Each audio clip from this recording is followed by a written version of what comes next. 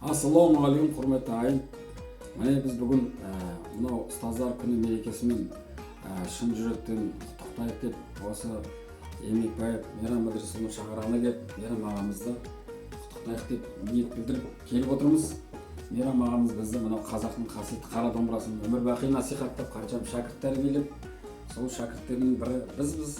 Сол енді ұстаздарға тағазым деген осындай бір акциямен біз міне Сәкен екеуміз келіп қалдық. Сондықтан да Мейрам аға, сізге көп сізге рахмет. Алла разы болсын, Алладан қайсын. Апамызға міне көп әрдайым бізді қарсы алып жатады. Енді Мейрам аға, бір батаңызды беріп жіберсеңіз. Келесі жыл 80-ге келеді екен ағамыз. Қайыр бере қайтысқан болсын, есесін оға берсін, не берсе қайырын берсін. Қайда жүрсеңдер де аман болыңдар. Мені ұстаз деп, қадірлеп, қастерлеп осындай бағалап келіп отқандарыңыз шын жүректен ризашылығымды білдіремін. Сендер де үлкен азамат болыңдар, Қазақстанның үлкен атақты азаматтар болыңдар, Саят екеуің. Шәкірттердің барлығы сондай атаққа жетсін. Рахмет келгендеріңе, ризамыз. Аллаху акбар.